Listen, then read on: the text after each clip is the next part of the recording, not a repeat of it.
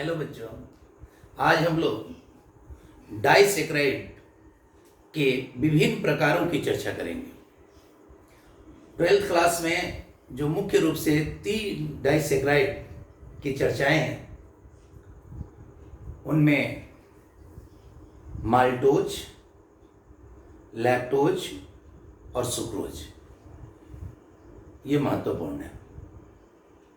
इन तीनों के बारे में हम लोग आज इनके स्ट्रक्चर, इनमें उपस्थित आबंध और थोड़े बहुत गुणों की चर्चा करेंगे। तो डाइसेक्राइड क्या होता है, ये सबसे पहले हम लोग देखते हैं कि डाइसेक्राइड वह कार्बोहाइड्रेट जो जल वियोजन के पश्चात 2 मोनोसैकराइड उत्पन्न करता है। 2 मोनोसैकराइड अगर कोई डाइसेक्राइड मतलब कोई भी कार्बोहाइड्रेट उत्पन्न करता है तो उसे हम डाइसेक्राइड कहते हैं। डाई माने 2, सैकराइड माने सैक्रम यानी शुगर। 2 मोनोसैकराइड उत्पन्न करता है। अब देखिए कि अपने पास डाई सैकराइड की अगर बात करें तो 3 है। एक है माल्टोज, एक है लैक्टोज और एक है सुक्रोज। यानी माल्टोज, लैक्टोज और सुक्रोज, इसे इन तीनों का एक ही फॉर्मूला है बेटा, C12H22O11। सबका एक ही फॉर्मूला है। तो क्लियर बात है कि इसमें जो परमाणुओं का अंतर व्यवस्था होगा अणु के अंदर, वो विभिन्न प्रकार की होगी। उसी के कारण इनका नाम अलग अलग है। उस व्यवस्था को भी हम लोग आज देखेंगे। माल्टोज को हम लोग मंड शर्करा यानी इसे हम लोग माल्ट शुगर बोलते हैं। लैक्टोज को हम लोग मिल्क शुगर यानी दूध शर्करा बोलते हैं। और सुक्रोज को हम लोग चीनी या केन शुगर बोलते हैं। Cane sugar. बेटा ये चूंकि सब डाइसेक्राइड है, तो अगर सबका अगर एसिडिक हाइड्रोलाइसिस किया जाए, सभी का,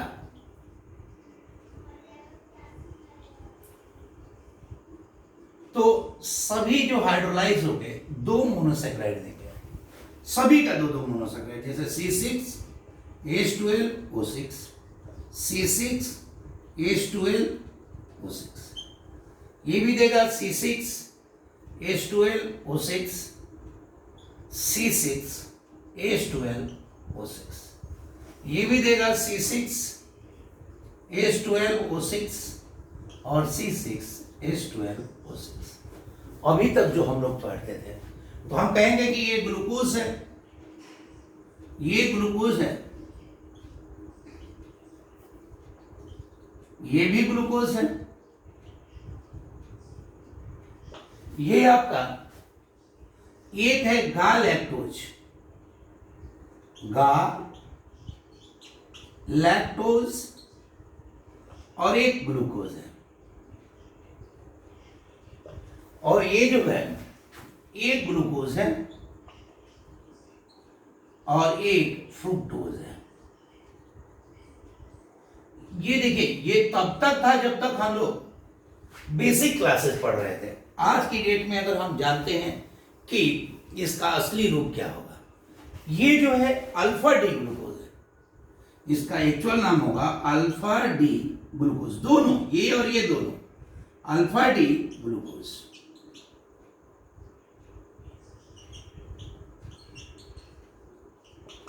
यानी माल्टोज जो होता है अल्फा डी ग्लूकोज से बना होता है, अल्फा डी ग्लूकोज से बना होता है। और ये देखिए लैक्टोज जो है अपने पास, ये बीटा डी ग्लूकोज, ये होगा बीटा डी ग्लूकोज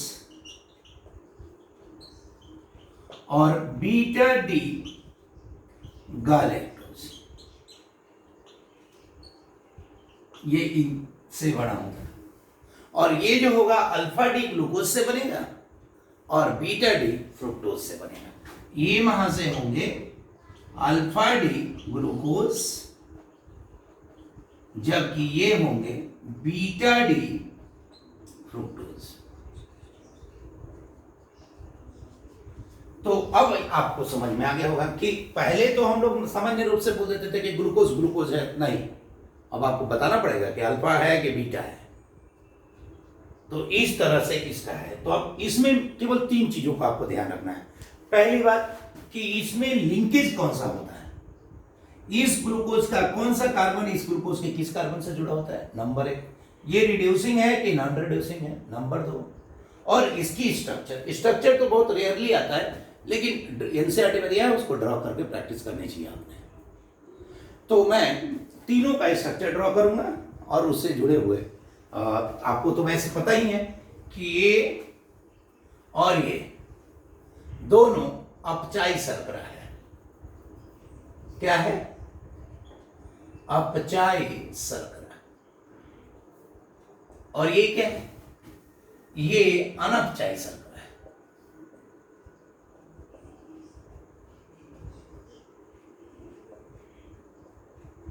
ये अनपचाई शर्करा है। ये दोनों अपचाई शर्करा है और ये अनपचाई शर्करा है। हमने शुरू में ही इसकी चर्चा की थी जब इसका वर्गीकरण किया था कि ये टॉलेन और फेलिंग को अपचयित नहीं करता है, जबकि ये करता है। ये क्यों नहीं करता है? क्योंकि इसमें मुक्त एल्डिहाइड यानी CHO समूह अनुपस्थित होता है, क्योंकि वो आबंध निर्माण में सम्मिलित हो जाता है। तो हम एक एक करके थोड़ा इसका स्ट्रक्चर देखते हैं बेटा।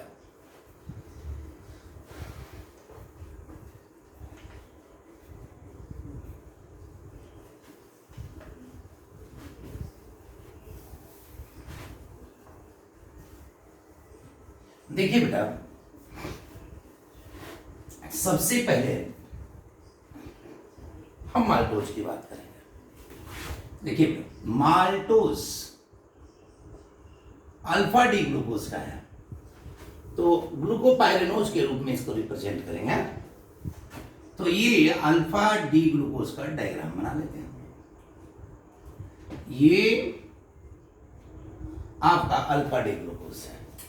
H OH HOH OHH OHH H और ये CH2OH, ये हो गया अल्फा डी ग्लूकोज।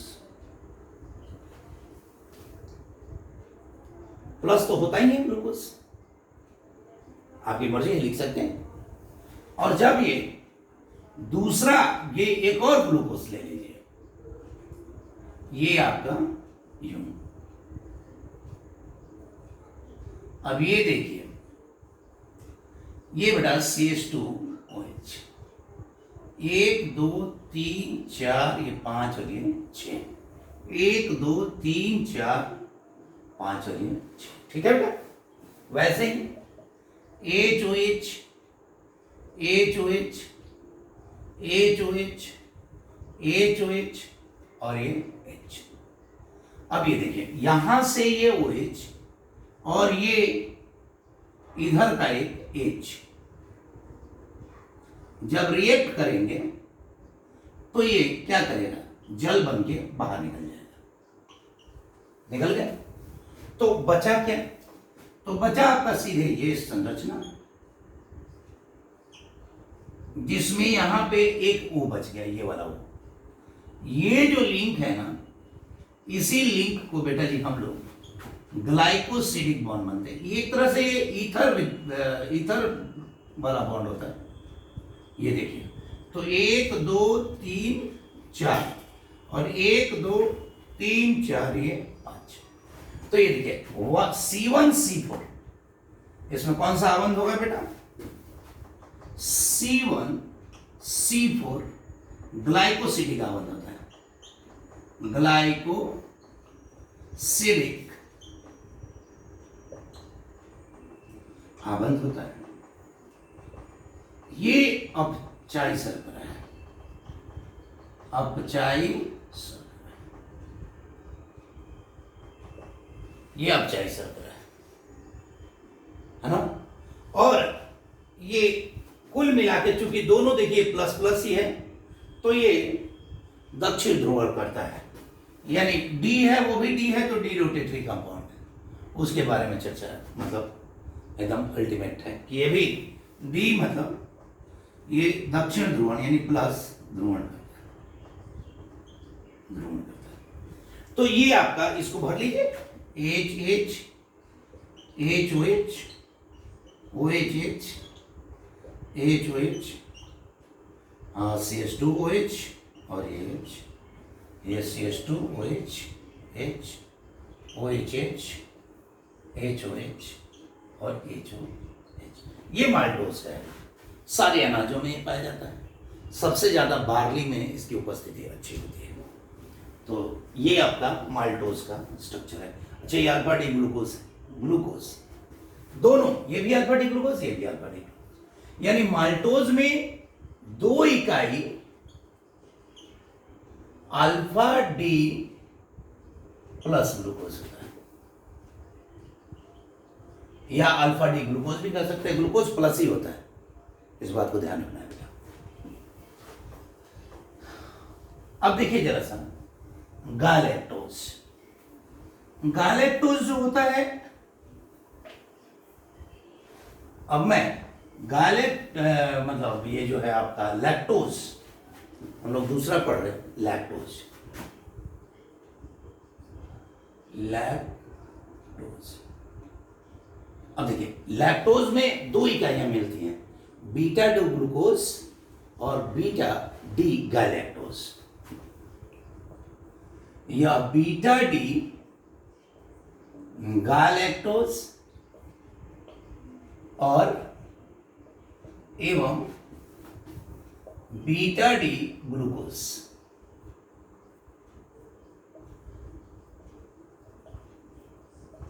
दो इकाई इसमें उपस्थित होता है, मोनोसेक्राइड, ठीक है, इनसे दोनों बनता है। दोनों का संरचना देख लेते हैं। पहले हमें गैलेक्टोज का स्ट्रक्चर बनाते हैं।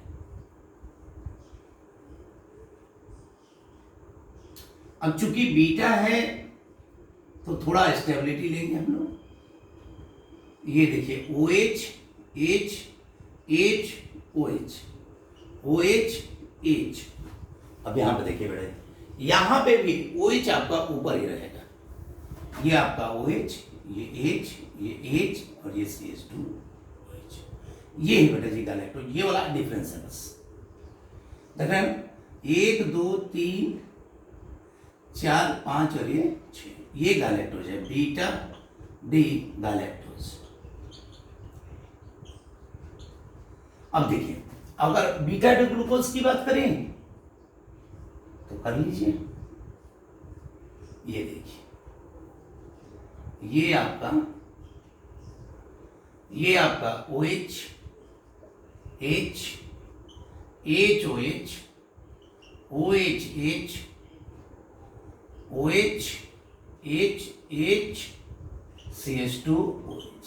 अब ये देखो बेटा, यहां से ये OH और यहां से ये H, ये हटेगा, देख रहे हैं ना, ये क्रॉस बॉन्ड बनेगा, ये C1 C4 1 2 3 4 5 और ये 6।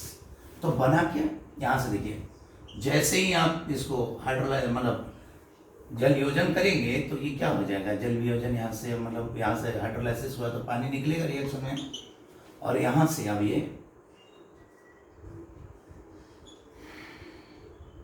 आपका बाकी चीजें तो भर लेंगे। यहाँ पे ये H, ये आपका बीच में OH, अब ये देखिए ऐसा बन बनेगा, ये जो है आपका ऐसा है, ये H बाकी आप भर लीजिए, OH H HOH। अच्छा, ये बीटा डी ग्लूकोज है ना, तो ये आपका माल्टोज बन जाएगा, ये OH H CH2OH, और ये आपका लैक्टोज बना है H OH OH H OH H H और ये CH2। अच्छा, ये भी देखिए यहां पे क्या है C1C4, C1C4 मतलब ग्लाइकोसिडिक बॉन्ड, ये बीटा, पिछले वाले में अल्फा ग्लाइकोसिडिक बॉन्ड भी बोलेंगे क्योंकि अल्फा अल्फा के बीच बना था, इसे C1C4 ग्लाइकोसिडिक बॉन्ड, सिडिक आबंध, इसे कोई कोई कहता है C1C4 बीटा ग्लाइकोसिडिक आबंध, और पिछले वाले को कोई कोई कहता है C1C4 अल्फा ग्लाइकोसिडिक आबंध, क्योंकि उसमें दोनों यूनिट अल्फा था और इसमें दोनों यूनिट क्या है बीटा है। तो ये कभी कभी दिया दे सकता है, लेकिन हाई लेवल के एग्जाम्स हैं और उसको भी देखना होगा अपने। और ये भी अपचायी शर्करा है। अब कोई पूछे कि अपचायी शर्करा क्यों है, देखिए बेटा कारण है कि देखिए इसका C1 इन्वॉल्व है तो C1 पे CHO था तो वो लगा, लेकिन इसका तो CHO बचा हुआ है ना, उस केस में भी C1 पोजीशन पे एक का, दो में से किसी एक का C1 पोजीशन का एल्डिहाइड बचा रह जाता है। इसलिए जब वो बचा रह जाता है तो क्लियर बात है कि फिर वहां पे एल्डिहाइड का रिएक्शन जारी होता है, यानी वो टॉलेन और फेलिन को अपचयित कर देते हैं, इसीलिए वो आपके अपचायी शर्करा है। अब देखिए तीसरा है सुक्रोज।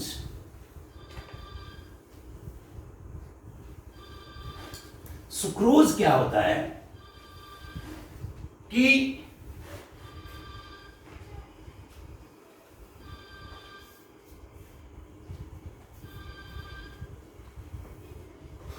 सुक्रोज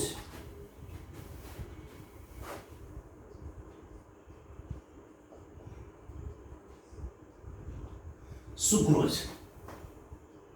अब देखिए सुक्रोज में आपका अल्फा डी ग्लूकोज और बीटा डी फ्रुक्टोज इन्वॉल्व होता है। इसमें अल्फा डी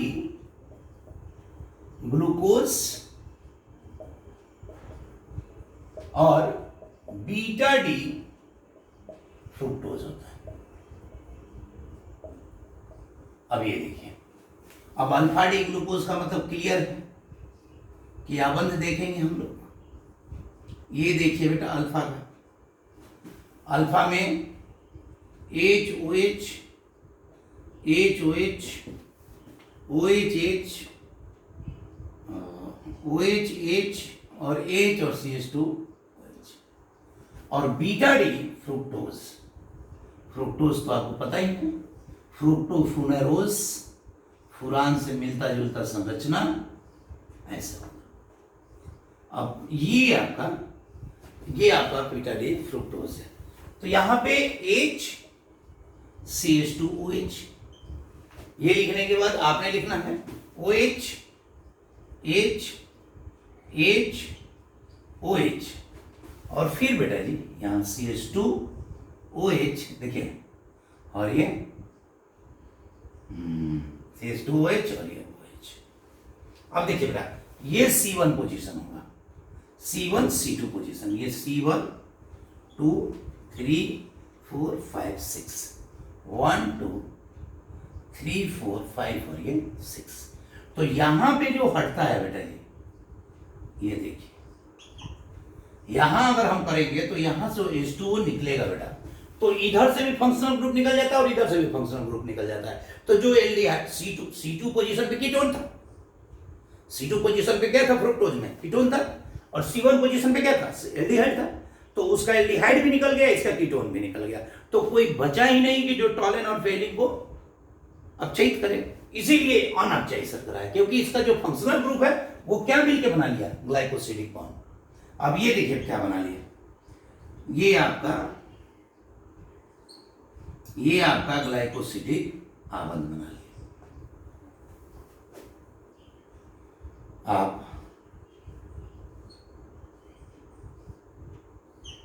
ये देखिए, ये आपका ग्लाइकोसिडिक आबंध बना लिया, H CH2OH CH2OH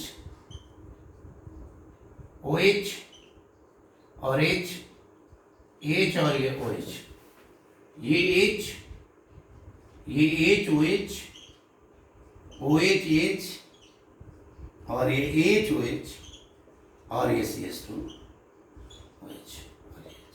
ये देखिए, ये हो गया C1C2 ग्लाइको सिलिका बॉन्ड।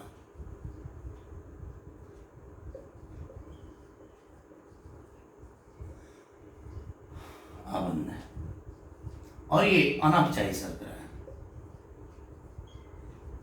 अनपचायी शर्करा है। अब ये देखिए, अब इसमें आपको ये ध्यान देना है कि ये आपका अल्फा डी ग्लूकोज है, ये बीटा डी फ्रुक्टोज है। तो ये है, इसके बारे में एक और खास बात आता है जिससे बहुत इंपॉर्टेंट है कि सुक्रोज को हम इनवर्ट शुगर भी बोलते हैं, इनवर्ट शुगर भी बोलते हैं इसे।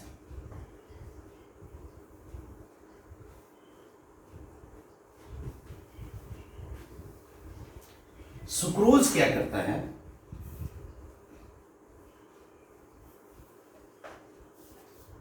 कि सुक्रोज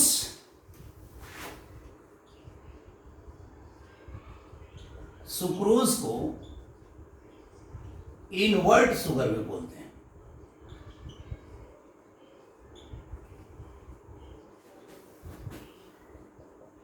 इनवर्ट शर्करा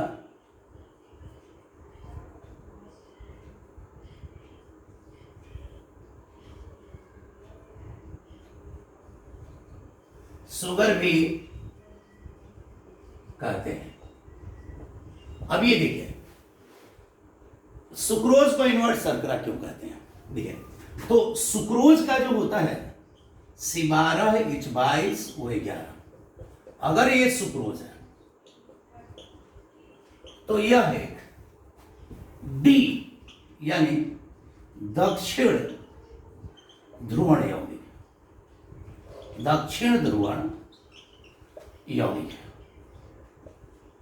इसका जो कुल रोटेशन होता है 65.5 डिग्री प्लस का होता है, प्लस का 66.5 सॉरी 65.5 नहीं 66.5 डिग्री होता है। लेकिन जब इस मान लीजिए कि ये ऐसे है, इसका एक विलियन है, जैसे ही मैं इसका विलियन बनाता हूं, अगर ये सुक्रोज का विलियन है तो इसका ये है, लेकिन कहीं ये जल वियोजन कर दिया, जल वियोजन हो गया। जैसे ही ये जल वियोजन हुआ तो इसमें क्या क्या बनेगा? अल्फा डी ग्लूकोज बनेगा, ग्लूकोज। इसका जो होगा सभी लोग जानते हैं कि इसका कितना होता है 52.25 डिग्री होता है, और ये कैसा होता है प्लस। अच्छा, जो बीटा डी फ्रुक्टोज होता है उसका कितना होता है बेटा? माइनस का 92.4 डिग्री होता है। अगर अब इस पूरे मिश्रण का जल वियोजन के बाद, भाई क्योंकि इसके टूटने से दोनों बनेगा ना, एक मोल अगर मान लीजिए कि ग्लूकोज बना, अल्फा डी ग्लूकोज बना, तो एक मोल ही आपका बीटा डी फ्रुक्टोज बनेगा, फ्रुक्टोज बनेगा। तो अब जब दोनों का नेट रोटेशन निकाला जाएगा तो ये घटा ही है, तो कितना आ जाएगा? घटेगा, ये हो जाएगा 39.9 डिग्री माइनस रोटेशन। ये देखिए सीधे ये परिवर्तित हो जाएगा, इन्वर्ट कर जा रहा है, विलोपन मतलब इसका इन्वर्जन हो जा रहा है, मतलब इसका साइन परिवर्तन हो रहा है। जो पहले दक्षिण ध्रुवण कर रहा था सुक्रोज, जल अपचयन के बाद इसके घूर्णन में चिन्ह परिपाटी ही बदल जाती है, प्लस से सीधे माइनस हो जाती है। तो इस तरह के परिवर्तन के कारण सुक्रोज को हम लोग इनवर्ट शुगर कहते हैं।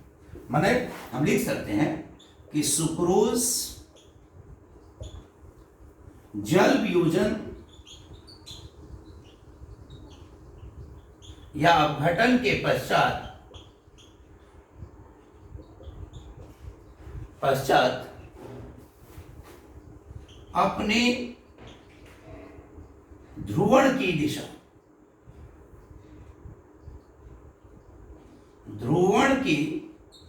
दिशा प्लस से माइनस कर देता है। अतः इसे क्या कहते हैं? इनवर्ट शुगर कहते हैं। इनवर्ट शुगर कहते हैं, इसे इनवर्ट शुगर कहते हैं।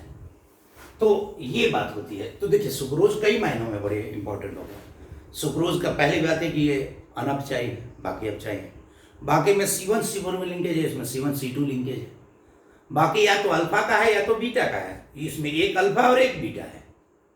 तीसरी बात में कि ये इनवर्ट शुगर है। इसका जो पहले जल वियोजन से पहले का जो प्रकाशीय प्रवृत्ति है और जल वियोजन के बाद की प्रकाशीय प्रवृत्ति दोनों एकदम विपरीत हो जाती है। यह अपने प्रकाशीय गुणों का जल वियोजन के बाद बिल्कुल प्रतिलोमन कर देता है, माने उलट देता है। तो इसलिए इसे हम इनवर्ट शुगर कहते हैं। इस प्रकार से डाइसैकराइड के तीनों खंड मतलब माल्टोज, लैक्टोज और सुक्रोज कंप्लीट होता है बेटा। तो इसके लिए अब बार बार रिवाइज करें इसको। और इसका अगला लेक्चर पॉलीसैकराइड है, जो कि कार्बोहाइड्रेट का लास्ट टॉपिक है, जैसे अगले वीडियो लेक्चर में।